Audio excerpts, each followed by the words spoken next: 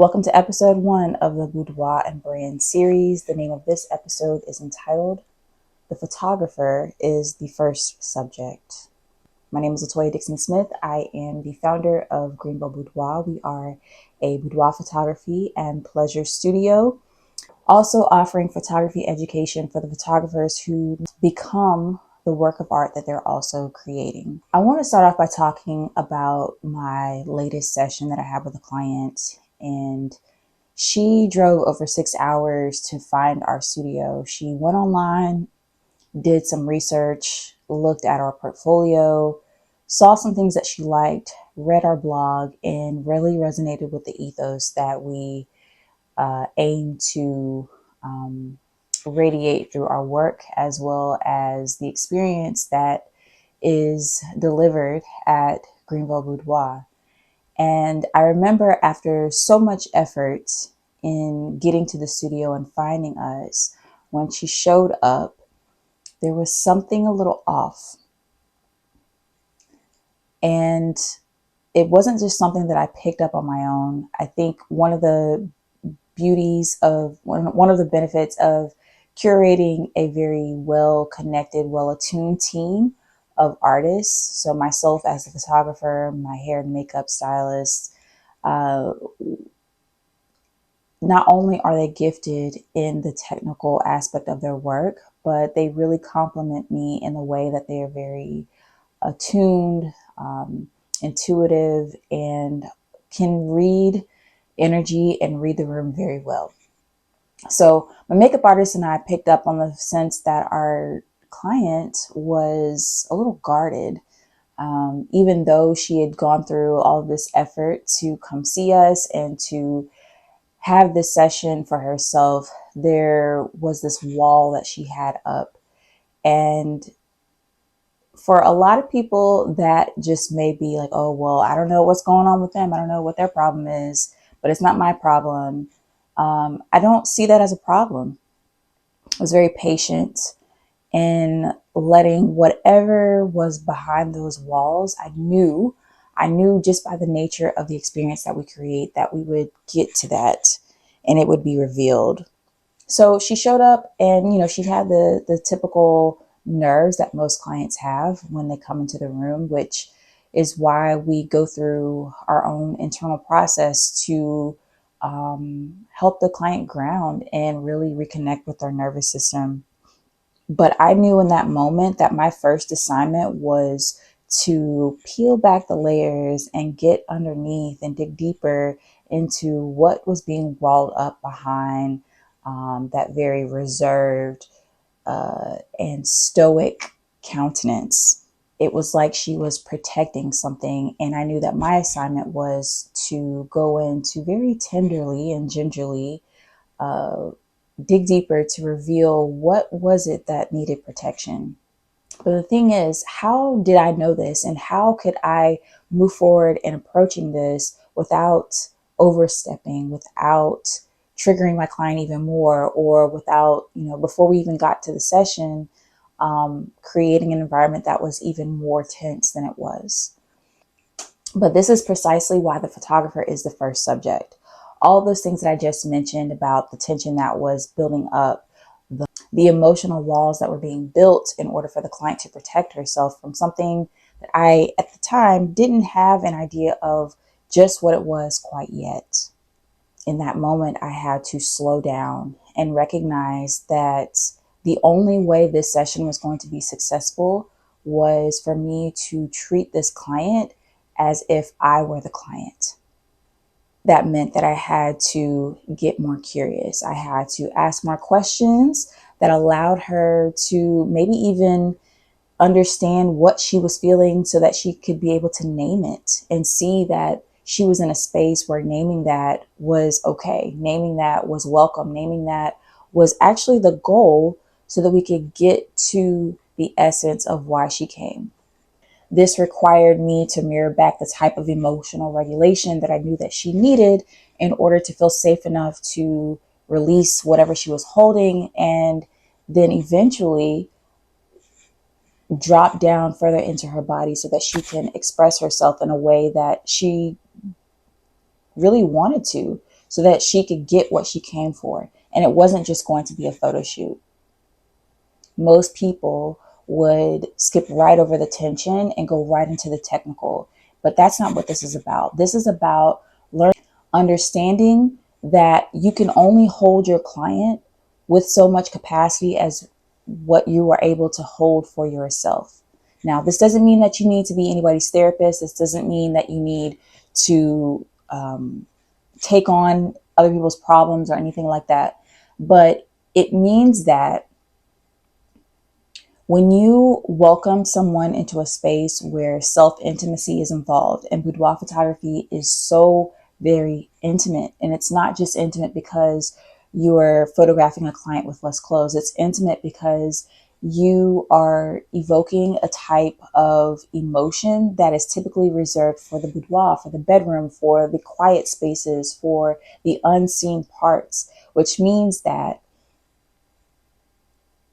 these clients are also coming in holding things that they are used to keeping under wraps in those quiet spaces that maybe they're not invited to share that on the regular.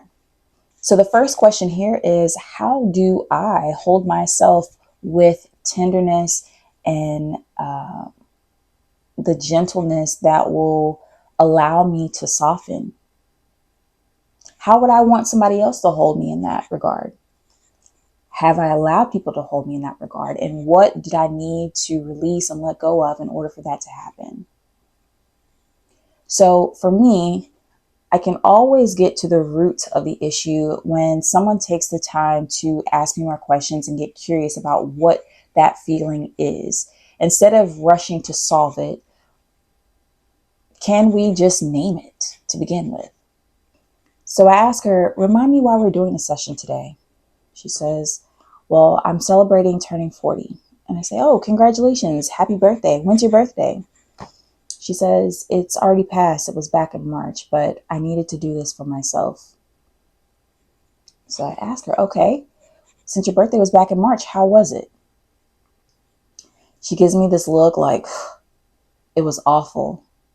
And she says exactly that. She said it was terrible. She said, I was expecting, because it's such a milestone birthday, that my husband would have planned these things for me and celebrated me, but he didn't. And that was when I started to see that wall that she had up start to disintegrate. And it was only because she had that space to self-advocate in a way that maybe she hadn't done before.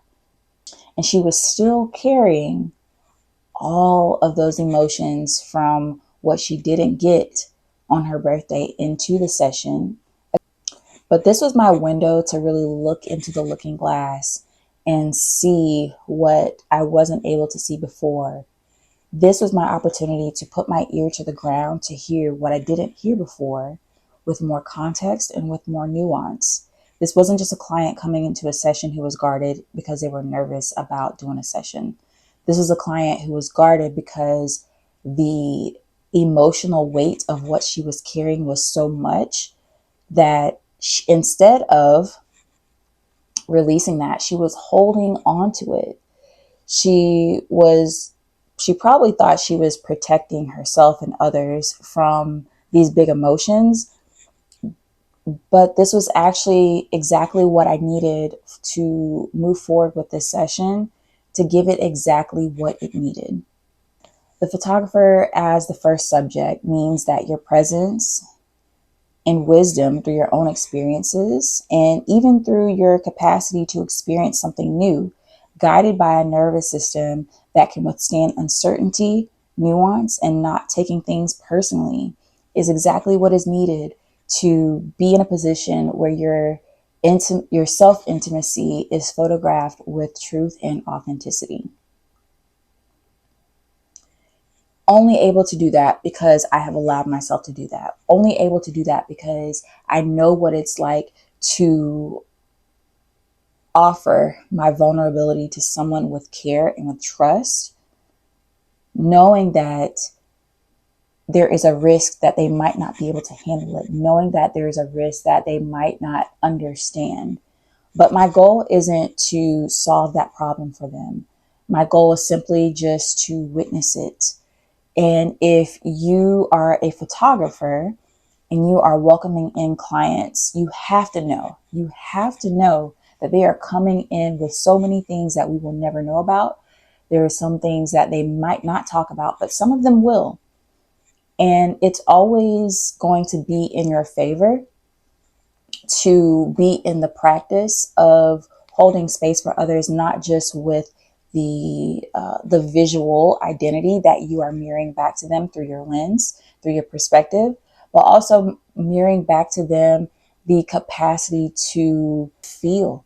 That's where sensuality comes in. That's where we get this dynamicism in our work that allows us to capture things that are not just what the eye will see as beauty. It gives it more feeling, it gives it more depth, it gives it more contrast and more texture.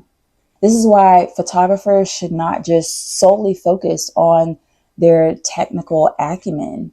You are your first and best tool as a photographer, and working on yourself, and developing your own capacity to feel and to sense and to emote and to express is going to be what takes your work to another level. It's going to be what will naturally set your work apart and become more recognizable for what it is and who you are. You, as the photographer, being your first subject is having the ability to hold chaos in the palm of your hand and not be consumed by it, not let it shrink you into a smaller version of you as an artist, but it invites you into more curiosity. You're going to look at that chaos that that client is bringing to you and say, this is interesting. What's that about? Because when I first started photography, it was all about the technical. I felt that if I knew how to adequately photograph people, adequately photograph events, adequately photograph intimate moments in a way that was recognizable to other people from what I'd already seen, from what I was studying, then that's all that I needed. And that was fine to begin with, but it is also very limiting to just stop there. I started my photography journey as a kid and family photographer, and that gave me the opportunity to really think on my feet. You know, when you're photographing kids, there's not always going to be those quiet, still moments that you can capture with, taking your time and getting all your settings right. It helped me to learn how to move and be more agile with my tool, my camera, but also to be more observant in what was happening in front of me, because I couldn't quite control what that environment was going to be, or what the child was going to do, or what the family was going to do, and how they were going to interact with each other.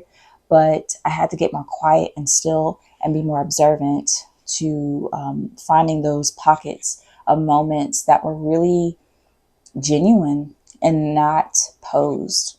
I then moved into weddings, which was another step in the right direction to helping me photograph more intimate moments. And originally I got into weddings because I was told that's where the money is. And the money is wherever you look for the money to be. Every genre of photography is profitable with the right systems and the right belief in yourself that what you charge for your art is what you deserve. When I got into weddings, I slowly found that I was drawn more towards original and unique, intimate weddings and elopements, because there was just a different frequency to those types of weddings than your bigger traditional weddings were. I really got to sense what it was like for clients who were not only in love with each other, but they actually liked each other. They liked spending time with one another. The way they interacted was a little bit different. And that is where I gained my deeper appreciation for capturing love stories and deeper levels of intimacy that you wouldn't typically just find because someone decided to get married. And my final stop in the photography world was here in Boudoir when I became a mother for the second time, and had to relearn how to love myself, my body. This was also during a time when my identity was in flux, both professionally and personally. And this is why I believe that, from my experience, boudoir photography is some of the most dynamic type of work that we can create and we can be a part of. But imagine me not understanding all of the idiosyncrasies that come with creating that type of experience because I never gave it to myself first. That is why the photographer must be the first subject. Every bit of work that you do for yourself goes back into your work. The self-care, the mindset, all the work that you put into your body physically, spiritually, mentally, emotionally, it all goes back into your work. It helps you to develop a more refined and mature perspective. That my photography has definitely changed over the years. I have stopped trying to impress, and I stopped trying to impress other photographers because that was really holding me back in a way that I could not see before. I mentioned earlier that one of my goals was to become more technical in my work. And that was because I received a lot of unsolicited feedback from other photographers about what I needed to change, how I needed to fix this, and what. And sure, they were probably good pieces of advice. But when you get into a habit of, oh, what, I wonder how so and so feels about this image, you lose yourself in that. You lose your authority over your own work. And then your work starts to become looking like other people's work. So I stopped trying to impress other people, especially other photographers. I started to listen to my own intuition, which meant that sometimes when you're in session, you kind of have like a desire or an urge to try something and you don't exactly know if it's going to work or not, but you just go with it anyway. And if it pans out, then great. You've got an image that is really unique, maybe something you've never tried with a previous client before or you've never seen done. And that helps you to craft your own style even better from something that is more innate and not something that you can, look on a Pinterest board or to get inspiration from.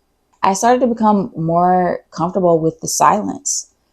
Sometimes in session, there are these in between periods where I'm not saying anything. I'm not directing. I'm not posing. I'm not even affirming the client. I'm just letting what is be. And I think that is important because, one, it helps people to get comfortable with that quietness and with that stillness. It helps me to get comfortable with it even more so, especially when other people enter in the room. And it allows what is taking place to just naturally occur. And there's just like a quiet knowing among those in the room that, yeah, this is good. I also noticed that over the years, my work has become more recognizable. And I think that is a combination of the technical with the internal. I think if you look at various bodies of work, you can kind of see what are some artists' strengths and what styles just naturally lend to the type of energy, frequency, or style I'm speaking to in terms of the type of emotion that you feel when you see it's a certain type of image. But my work has become recognizable over the years, and I really love that for me. When you're working alongside other very talented people, you have to figure out what is actually yours. What do you want to keep in your work? How do you want the highest vision of your art to be expressed? And sometimes it's not just solely on what you can do in camera. It's not solely what you can do in post processing. Some of those things happen in the studio at the session with the client. And as I'm proposing through this episode, a lot of that happens with you as the photographer being the first subject. What do you want to do differently within your own life that you want to reflect in your work? And all of these things that I've mentioned, none of these were camera settings. And this is what Boudoir Brand is all about. And I know people hear the title and think, okay, this is probably just for boudoir photographers or branding photographers. Actually, this exists for anyone who photographs people in general. Whether you photograph portraits, headshots, families, events. The only thing that matters is that you are photographing people. It means that you are bringing your humanity fully in how well you take care of the way that you are able to express, you are able to emote, you are able to show and see and witness and capture and document. All of these things are kind of woven into how you allow your artistry to move through you, move through other people, how it moves through your work and your portfolio, to bring forth something that is true, something that is authentic, something that is genuine, something that showcases a very sacred part of yourself. The work that you do for yourself, by yourself, is not going to go unnoticed in the way that your artistry evolves. Your confidence, and the way you see others is a reflection of the way that you see yourself. Whatever your desires are in your business, whether you want to become better at lighting, whether you want to make more money, whether you want a business that runs more streamlined, ask yourself, who do I have to become in order to make this happen? It's going to affect how you relate to it yourself, how you relate to your work, and how your clients experience you. Always be your first subject.